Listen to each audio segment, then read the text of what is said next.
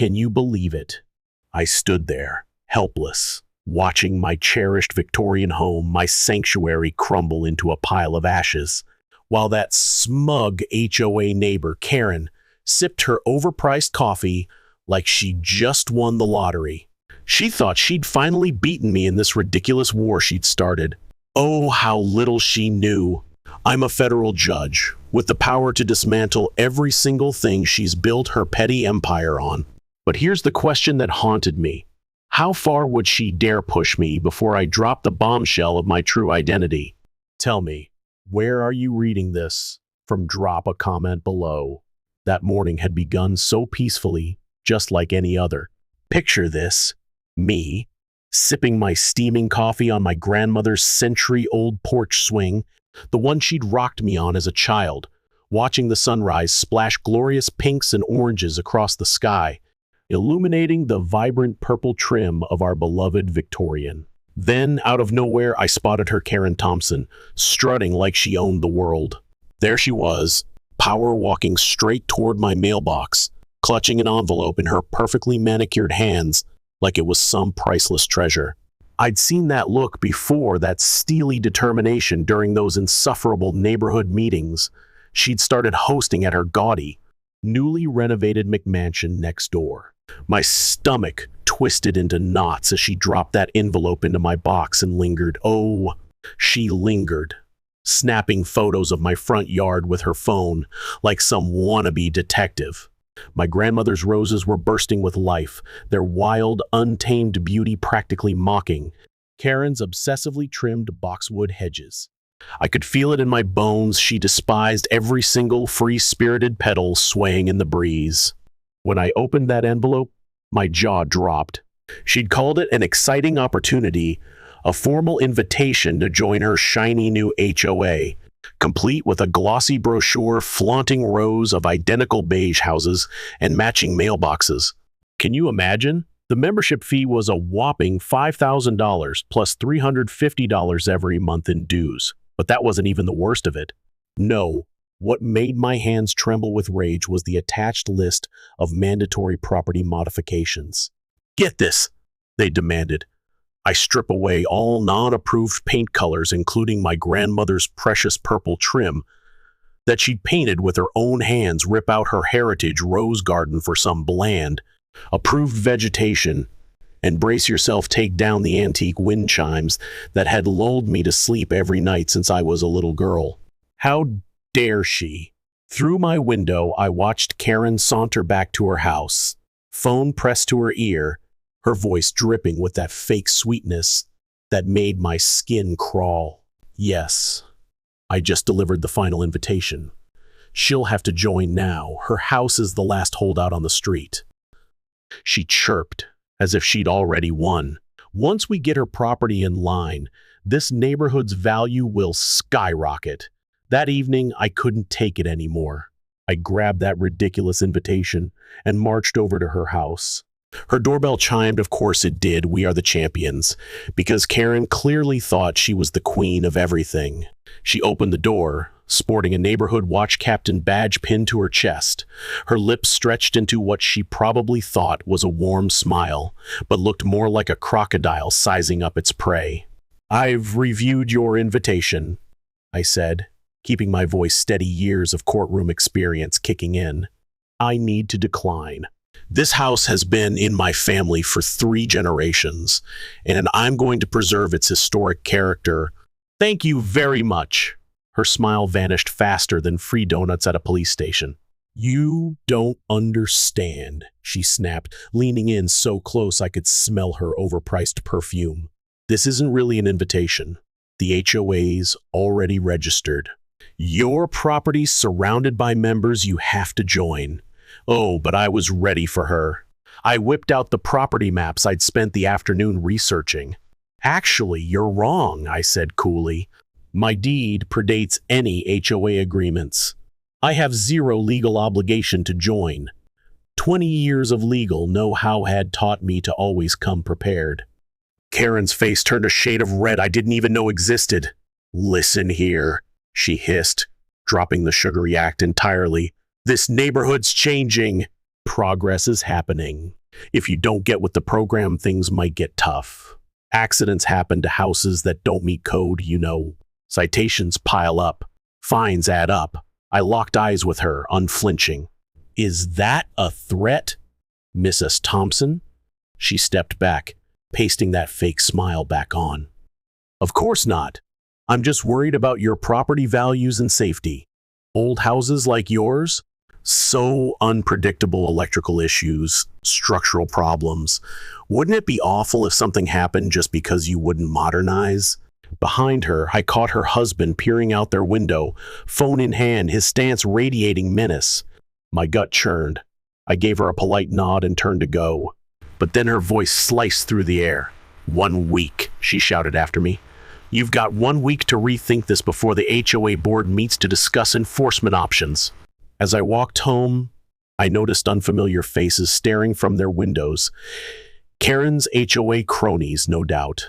This wasn't going to end with a polite no, was it? That night, I couldn't sleep.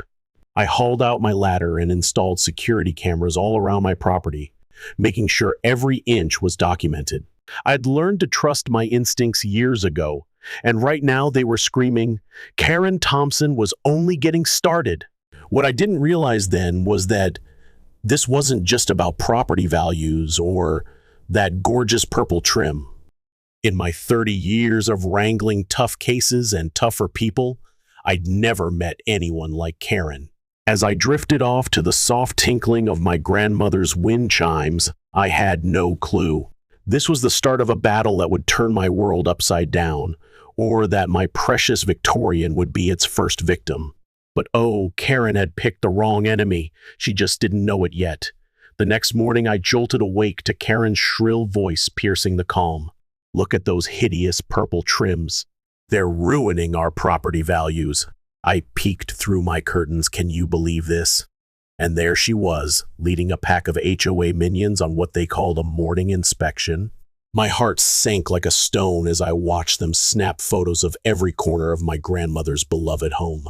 I tried to savor my coffee on the porch, but their whispers slithered across the lawn. Did you see those ancient wind chimes? Not HOA approved. And those roses 3 inches over regulation. Every single day they found new ways to torment me, each complaint more absurd than the last. They slapped bright orange warning letters on my door violations that didn't even exist until their precious HOA came along. My grandmother's heritage rose garden, suddenly a neighborhood nuisance.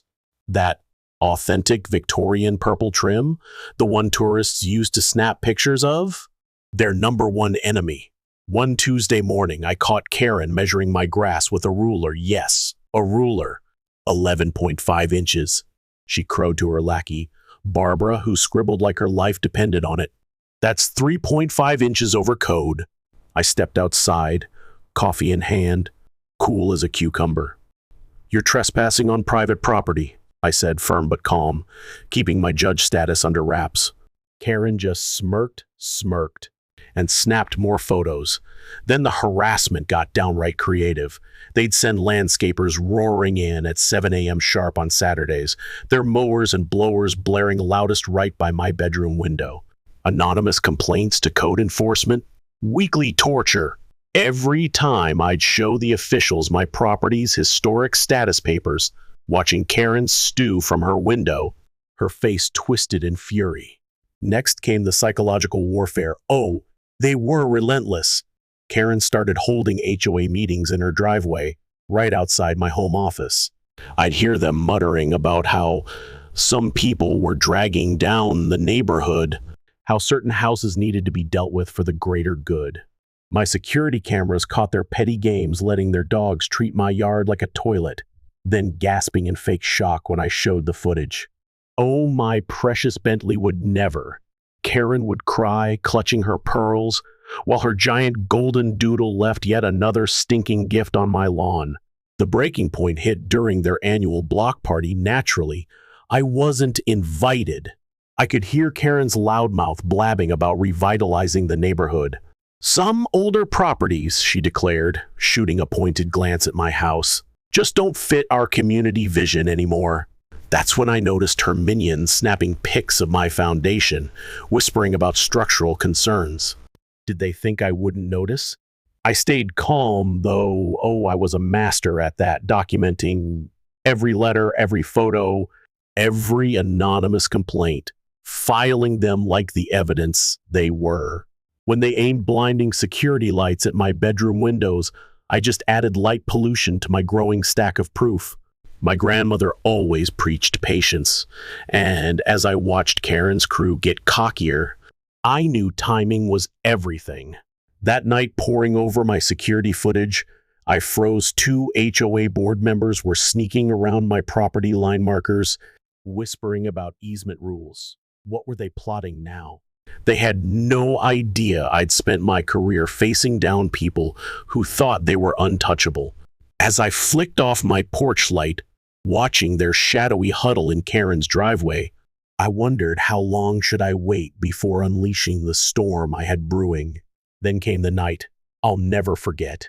I stumbled to the kitchen for a glass of water at midnight, and there they were, Karen and 2 HOA goons, caught in my kitchen light's glow, creeping around my property. My heart stopped dead when I saw the chemical sprayers in their hands, aimed right at my grandmother's century-old rose garden. What in the world do you think you're doing? I yelled from the porch, phone already recording. Karen jumped like a startled cat, but plastered on that toxic smile faster than you can blink. "Oh, we're just helping eliminate these invasive species," she cooed, still spraying my roses like it was no big deal. "The HOA has strict rules about non-native plants. If you'd just join us, we could handle this properly." My blood was boiling, but I kept my voice steady as steel. "Those aren't invasive, Karen. They're heritage Victorian roses, planted by my grandmother in 1960. I've got the original documentation and Gardening Society registration to prove it." The other 2 squirmed, but Karen, she didn't flinch, standing there like she owned my soul. "Well, someone complained about the smell." Karen sniffed, fiddling with her fancy designer pajamas like she was some kind of fashion queen caught in the act. "And these thorns? A total safety hazard for kids walking by." I couldn't believe my ears. Did she really just say that? On my private property, behind my fence? I shot back, flipping on my security lights so bright they could have lit up a stadium. The property lines marked clear as day. "Karen, you're trespassing." That's when Bob, her hulking husband, slunk out of the shadows like a bad movie villain, a retired police sergeant. He thought he could scare anyone with that gruff voice of his. Now, let's not toss around wild accusations," he drawled. "We're just trying to keep up neighborhood standards. Nobody wants to live next to a jungle, right?" "Oh, please." I glanced across the street and caught poor Mrs. Watson peeking through her curtains, her frail hands trembling. Can you imagine? She'd been bullied into joining Karen's precious HOA just last month after they pulled the same late-night stunt on her. Her stunning rock garden gone in a flash, replaced with those hideous, Karen-approved generic shrubs within days. The next morning, I stepped outside and nearly collapsed my roses. My grandmother's pride and joy were dead. Those vibrant petals that once danced in the breeze, now black and shriveled, like my heart felt in that moment. But here's the kicker. Karen had no idea she'd just handed me the first clue to her twisted game. She'd let slip the HOA's dirty little secret targeting homeowners like me. I raced to the county records office during my lunch break, my mind buzzing with suspicion. What I found there, jaw-dropping. Every single house that dared say no to the HOA had faced bizarre accidents or trumped-up code violations until they caved and sold. That afternoon, I bolted home and installed high-def security cameras. Tucking them slyly among my surviving plants, Karen wasn't going to catch me off guard again. That evening, I watched in disbelief as she paraded a gaggle of potential buyers past my house, her voice booming like a megaphone. "Oh, don't worry about this eyesore, it'll be dealt with soon," she crowed. "We've got ways of handling difficult residents." Ways? What did that even mean? The next week, was pure chaos harassment like I'd never seen. My mailbox? Knocked over 3 times 3. Anonymous noise complaints filed on days I wasn't even home. How ridiculous is that? Code enforcement officers showed up every single day, poking around, finding zilch, but coming back anyway like clockwork. My garbage bins vanished into thin air, only to turn up later slapped with HOA violation notices.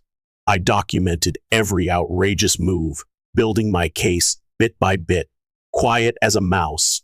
But Karen's crew, they got bolder by the minute. They started holding HOA meetings right in front of my house, pointing fingers at every so-called flaw, showing off to prospective buyers like it was some twisted open house. This property's dragging down our home values. Karen would bellow, waving her designer handbag like a scepter. But don't fret, it won't be an issue much longer. The final straw snapped when I caught them red-handed, messing with my historic fence posts. Can you believe the nerve? My cameras recorded Karen barking orders at her minions. Once these posts fail inspection, she'll have to replace the whole fence with our approved model. That'll cost her thousands unless she joins the HOA, of course. She actually smirked as she said it. That night, hunched over my footage, I spotted something chilling. Every time her inspection team slinked around, someone was snapping pics of my electrical boxes, gas lines, all my utilities. They were cataloging every weak spot in my home. Why? My stomach twisted as the puzzle pieces clicked into place, painting a picture so dark it sent shivers racing down my spine. I had to act fast, but I couldn't tip my hand just yet. Oh, if only I'd known then what Karen had brewing. She'd already ignited a scheme that would turn my worst nightmares into a blazing reality. The next morning, my hands shook like leaves as I gripped the newspaper, staring at the headline about how I'd just sent a corrupt CEO to the slammer. The courtroom had been dead quiet when my clerk, Emily, burst in, her face white as a ghost. "Your Honor, your house, it's on fire," she gasped. Those 5 little words froze my blood solid. I ripped off my black robes and bolted down the courthouse steps, my heart hammering so hard I thought it'd burst right out of my chest. 15 minutes to drive home, 15 agonizing minutes that stretched into eternity. 3 blocks away, I saw it, black smoke billowing into the sky, and my gut turned to ice. My grandmother's gorgeous purple trim, the one she'd painted with such love, was being devoured by furious orange flames. I screeched to a stop in front of my burning home, my home, as firefighters battled the inferno. The heat slammed into me like a brick wall, and I could hear the ancient wooden beams groaning, crying out under the flames' relentless attack. Everything my family had poured into this house over 3 generations, poof, vanishing right before my eyes. Through the blur of tears, I spotted her, Karen, standing smug as ever in her driveway, decked out in designer yoga pants, sipping that overpriced coffee like she was watching some morning talk show. Her perfectly styled blonde hair glinted in the sunlight as she giggled with her HOA cronies. They didn't even try to hide it, whispering, pointing, gloating over my burning home. Fire Chief Martinez trudged over, his face grim as death. "Ma'am, looks like an electrical fire," he muttered. These old houses, the wiring's tricky. But I knew better. Oh, I knew. Just yesterday, I'd had my annual electrical inspection and everything was perfect, up to code. Because I'd triple-checked after Karen's snide threats about unsafe historic properties at the last town meeting. Then it hit me like a thunderbolt, my security cameras.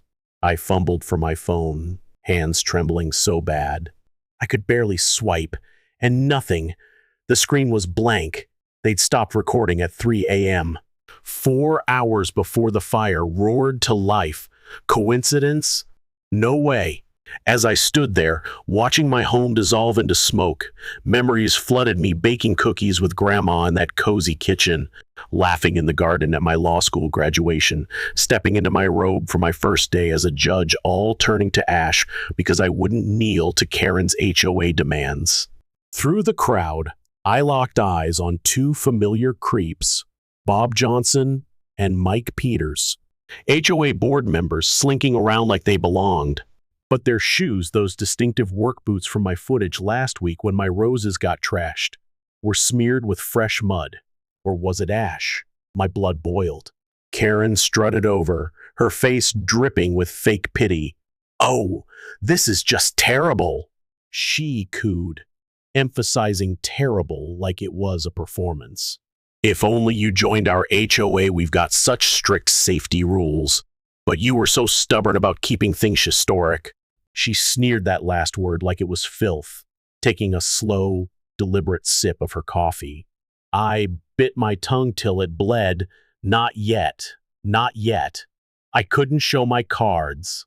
Instead, I watched her whip out her phone, typing away, and moments later, I overheard a neighbor gushing about a fantastic deal on prime land popping up in some fancy real estate group. Suspicious much? The firefighters finally tamed the blaze, but it was too late, way too late. The stunning Victorian windows? Shattered. The hand-carved porch railings? Charred to nothing. The roof? Half collapsed. A whole century of history, torched in mere hours. Standing there, smoke stinging my eyes, I made a vow. Karen thought she'd crushed me, thought she'd danced on my grave. But oh, she'd just made the dumbest move of her life. I yanked out my phone and fired off 3 calls, one to my FBI buddy, one to my state attorney contact, and one to a private investigator I'd trust with my life. I caught Karen eyeing me, a flicker of doubt creasing her smug face. She didn't know who I was calling, but my stance, it rattled her. Good.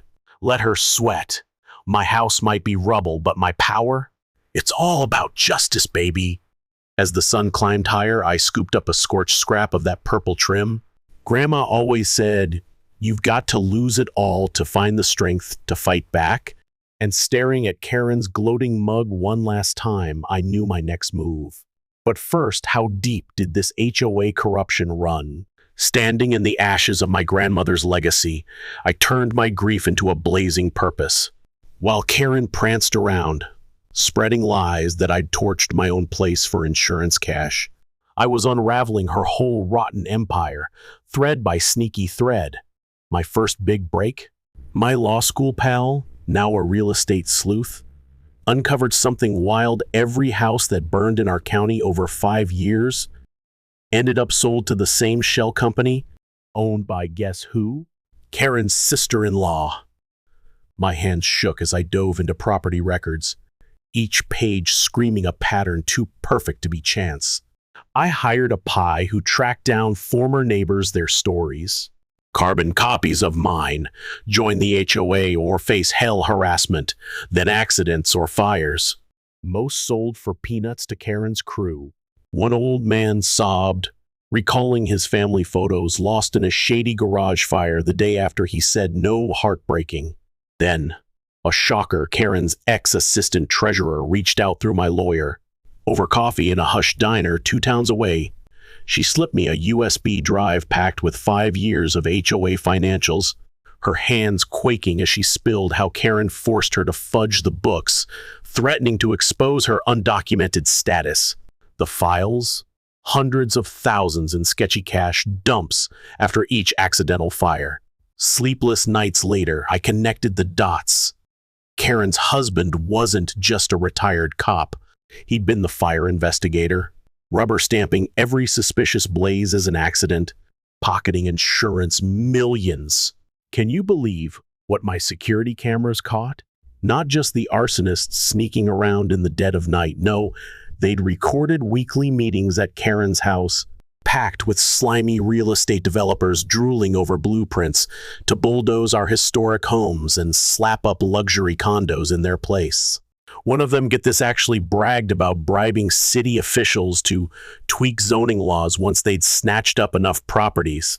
I dug deeper and uncovered Karen's sickening pattern targeting homes in prime spots, especially irreplaceable historic gems like mine. She'd wield her HOA rules like a weapon to harass owners, then crank it up to vandalism and threats. If that didn't break them, mysterious accidents would magically strike. Then her crew would swoop in like vultures, helping the broken homeowners by snagging their properties for pennies on the dollar. How ruthless is that? Late one night, bleary-eyed and fueled by coffee, I hit the jackpot in old county records. Holy smokes. The smoking gun. Karen had pulled this exact stunt before. 3 other historic neighborhoods in nearby counties had fallen to her scheme. She'd roll in, whip up an HOA, hound out anyone who resisted, then cash out big time by selling the land to developers for millions. And the kicker? She'd even scored community service awards for neighborhood improvement. Can you imagine the gall? The evidence was a slam dunk, but I needed more to nail her coffin shut. I twisted the FBI's arm to wire up her jittery former treasurer for a showdown with Karen. And oh, did it pay off? The recording caught it all. Karen gloating about her next victims, cackling about which houses might have electrical problems, and hissing threats to make the treasurer disappear if she ever squealed. Chilling stuff. Every single day, I'd watch Karen strut around the neighborhood like some queen bee, plotting her next move, totally clueless that I was building a case to bury her. Every smug wave she tossed my way, every fake, syrupy comment about my tragic accident, I documented it all. Did she really think she'd get away with it? Her arrogance was about to crash and burn. Then came the final puzzle piece. Why me? Why my house? Tucked away in dusty city archives, I found an old map revealing a planned highway expansion. Karen's developer pals had the inside scoop. My property was the golden key to their dream of a shiny new shopping complex. They'd already scooped up the surrounding land through shady shell companies. But my house? The linchpin. Without it, their multi-million-dollar scheme was toast. Talk about a motive. As I piled up evidence for the FBI, Karen started to unravel. Her desperation was palpable. She filed daily complaints about my unsightly property, now just a charred skeleton whining like it was my fault. She even had the nerve, oh, the nerve, to push a special HOA assessment to clean up my lot, funneling the cash straight into her greedy pockets. Little did she know, every slimy move she made was tightening the noose around her neck. I stood outside the community center that night, my heart pounding like a drum, watching her strut in with that signature coffee mug and a stack of papers, acting like she owned the world. This HOA meeting wasn't going to be her usual circus, no way. After 6 long months of plotting in the shadows, I was ready to drop the hammer and show her who she'd been tangling with. Peeking through the window, I saw her fiddling with her PowerPoint, probably stuffed with more fake violation pics and nonsense rules. Oh, how predictable. My hands quivered as I brushed my judicial robes, folded neatly in my briefcase. The FBI wire under my blazer, a heavy reminder that tonight had to be flawless. The property at 247 Maple Street's been declared a public nuisance. Karen's voice blasted through the room as I slipped in quietly. Per our emergency powers, we're moving ahead with redevelopment plans. Pronto. Confused murmurs rippled through the crowd. My neighbors, the good ones too scared to defy her, fidgeted in their flimsy plastic chairs. Any objections? She sneered, her beady eyes sweeping the room with that trademark smirk. No? Well, let me unveil our thrilling plans for... I object, Mrs. Thompson.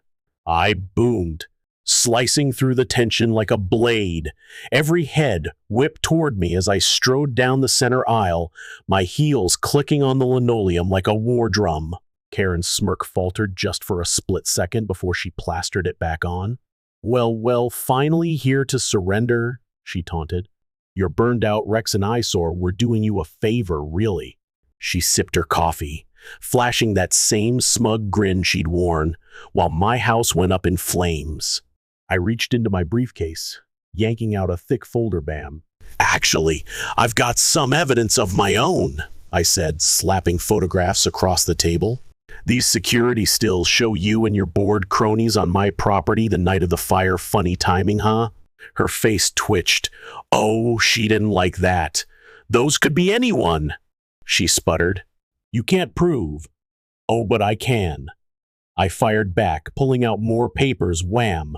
Bank records with shady payments to your shell company after every distressed sale, emails plotting to force out non-members, and my favorite, your texts scheming to make that electrical fire look accidental.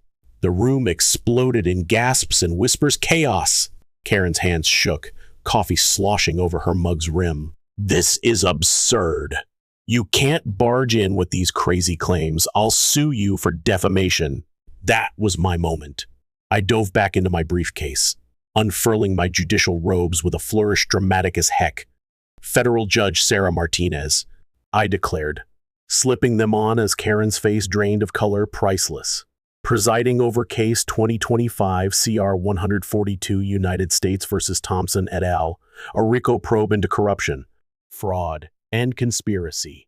Her mug slipped, crash shattering on the floor, hot coffee splashing her fancy shoes, but she was too stunned to care. Her mouth flapped like a fish gasping for air. FBI, nobody move. Agents stormed in, badges flashing right on cue. Karen's husband, that retired sergeant who'd buried every shady report, bolted for the exit but got tackled in 3 steps flat. I marched up to Karen, now slumped in her precious president's chair. Know the biggest mistake crooks make? I asked, voice icy. They're so drunk on power they never check who they're messing with. I snatched her fallen gavel, the one she'd used to doom my home, and slammed it down. Meeting adjourned. Handcuffs clicked like music as the FBI hauled Karen and her crew out. My neighbors erupted in applause, years of fear shattered in an instant. As I packed my evidence, sweet old Miss S. Johnson from across the street hugged me, tears streaming. We should have fought with you, she whispered. I hugged her back, watching Karen get shoved into a cop car. Sometimes, I murmured, justice takes the scenic route to get it right. Trial day dawned different electric. I stood before my bathroom mirror, smoothing my judge's robe, replaying how Karen had cackled as my house burned. Not anymore, she wasn't laughing now. The courtroom buzzed with neighbors, reporters, and victims from other hoods. All there after our story hit the news. Karen strutted in, swapping yoga pants for a pricey suit. But when she saw me on the bench, her face went ghostly. She grabbed her lawyer's arm, hissing, "That's her, the one whose house we burned." His pen clattered to the floor. Our evidence? Explosive. We'd uncovered 15 other homes torched after rejecting Karen's HOA's same playbook every time.